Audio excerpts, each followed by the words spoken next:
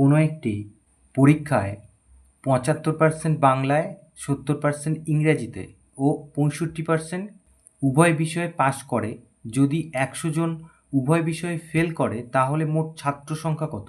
এটা একটা খুব ভালো অঙ্ক। এখানে আমরা প্রথমে মনে করি মোট ছাত্র সংখ্যা সমান সমান ১০০ জন। এখন এখানে বলেছে যে বাংলায় ৭৫% পাস করে, তাহলে ১০০ জনের মধ্যে ৭৫ জন, ৭৫% মানে তাই।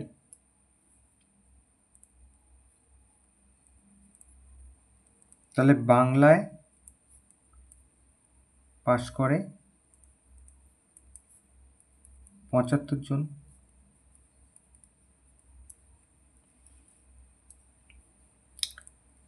ইংরেজিতে পাস করে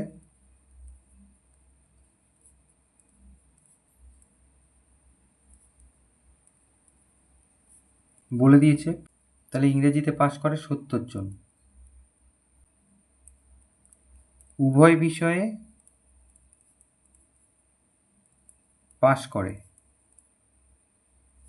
মানে বাংলায়ও পাস করেছে এবং ইংরেজিতেও পাস করেছে, এরকম ৬৫% মানে ৬৫ জন। তাহলে এইবার আমরা লিখব অতএব শুধুমাত্র বাংলায় পাস করে,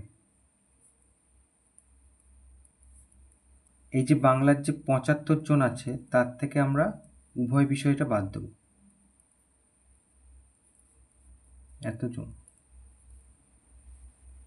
তাহলে আমরা পেয়ে যাব শুধুমাত্র বাংলায় পাস করে, তাহলে ১০ জন। এইবার লিখব শুধুমাত্র ইংরেজিতে পাস করে,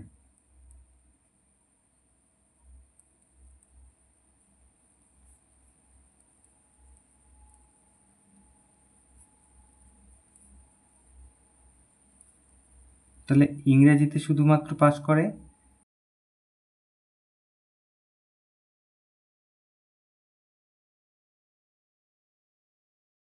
তাহলে ৭০% ইংরেজিতে পাস করে, তার থেকে ৬৫% উভয় বিষয়, এটা বাদ দেবো, তাহলে এর থেকে পেয়ে গেলাম ৫ জন।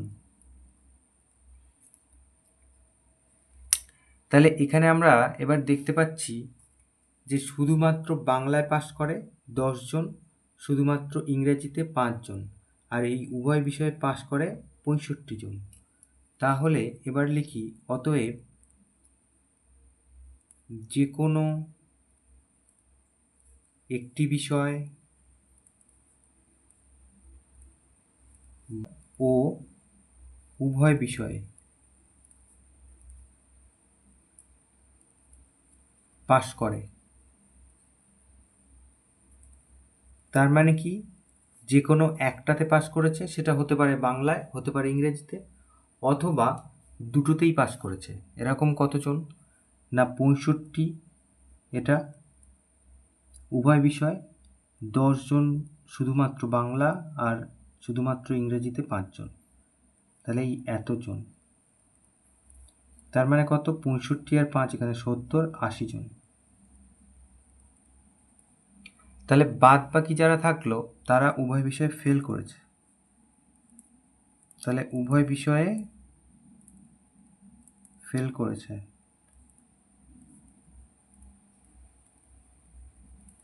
তাহলে ১০০ জন টোটাল ছিল, আমরা ধরেছিলাম, তার থেকে ৮০ বাদ যাচ্ছে, তার মানে হচ্ছে ২০ জন। তাহলে আমরা দেখতে পাচ্ছি এখানে উভয় বিষয়ে ফেল করেছে হচ্ছে ২০ জন, যদি মোট ১০০ জন ছাত্রছাত্রী হয় তাহলে। তাহলে আমার প্রশ্নে কি বলা ছিল, এই যে উভয় বিষয়ে ফেল করেছে হচ্ছে ১০০ জন, তাহলে ১০০ জন যদি উভয় বিষয়ে ফেল করে তাহলে মোট কত? ২০ জন যদি উভয় বিষয়ে ফেল করে তাহলে মোট হচ্ছে ১০০ জন, তাহলে ১০০ জন যদি উভয় বিষয়ে ফেল করে তাহলে মোট কত? তাহলে এখানে লিখি ২০ জন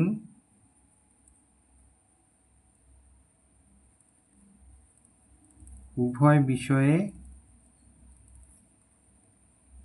ফেল করলে মোট ছাত্র সংখ্যা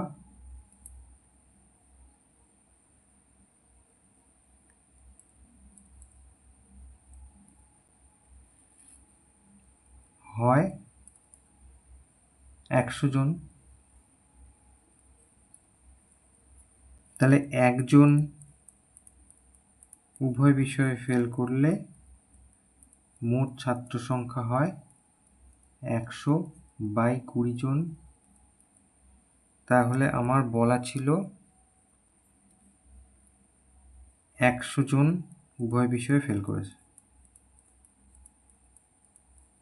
তাহলে মোট ছাত্র সংখ্যা হয় এই যে 100 তলায় 20 গুণ 100 এতজন। তাহলে কাটাকুটি করি, তাহলে এখানে 5 হলো, তাহলে আমি উত্তর পাচ্ছি 500 জন। তাহলে এইটাই আমাদের উত্তর। তাহলে অতএব মোট